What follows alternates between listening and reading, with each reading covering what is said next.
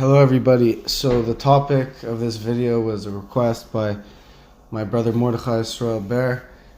May Hashem bless him in everything he does.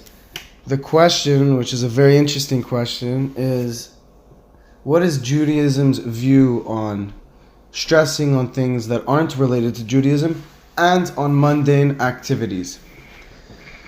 So this question is an interesting one. It has two parts to it. What's the view on stressing on things that are not related to Judaism, such as work and other stuff, and also what are... Okay, so I'll do that one first. That one's a simple one. Basically, obviously life's going to give us situations that we have to stress about. There's different levels to that. Stress, like, for example, if a car is about to hit you, of course you're going to be stressed. That's normal. That's instinct. But specifically, you said work. Here's the fact of the matter. We have to do our best. We have to put in our best effort. We can't expect Hashem to do miracles for us if we don't do our part. If we don't put on our effort, if we don't give Him buckets to fill up, He can't fill it up because then we don't deserve it. We have to do our minimum amount of work. We have to put in a lot of effort, and then the rest is up to Hashem. The external factors, that we should not stress about the external factors that are out of our control, because that's in Hashem's control. So that we shouldn't stress about. And the rest is, but we should be stressed if we're not doing our part. We should be stressed then Hashem's going to be disappointed in us that we aren't doing our full part, because He's giving us an opportunity. Now the second part of your question, which is mundane activities. That's a very interesting one as well. And to quote the Lubavitcher Rebbe,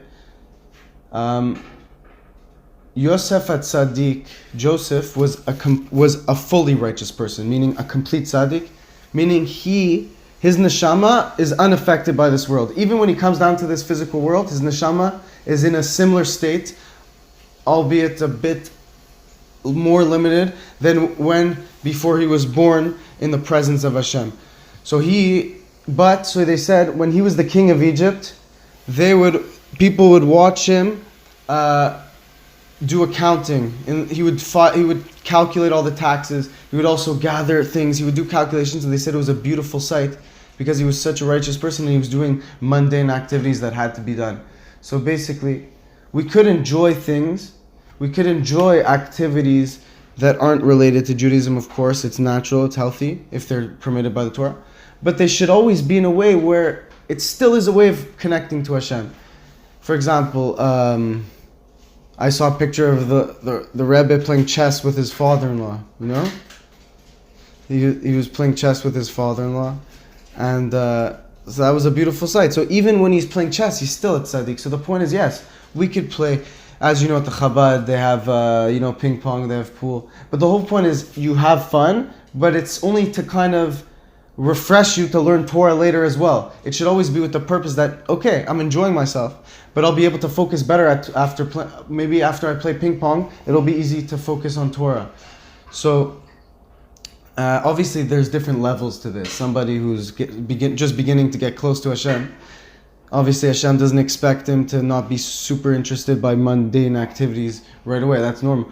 But the more a tzaddik or a person getting closer to Hashem learns Torah, the more mundane activities are going to be less exciting for him. But nonetheless, he's going to do mundane activities to connect with other people. And maybe even it is healthy for him, for his brain, to play sports after a while. So I heard a rabbi saying, it's okay to play sports. It's good to play sports, of course. It's good to play sports and exercise.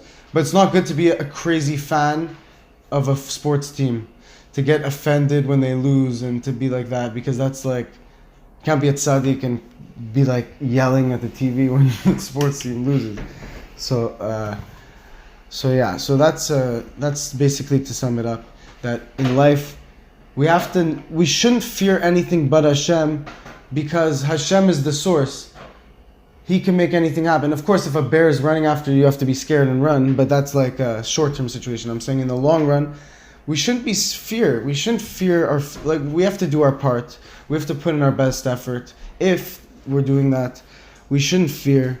Hashem has the power to change the physical right away. So thank you all very much for listening to this video. Thanks to my brother for asking the question. Also, I encourage you to please ask questions. Thank God, Baruch Hashem, my videos have been getting a decent amount of views.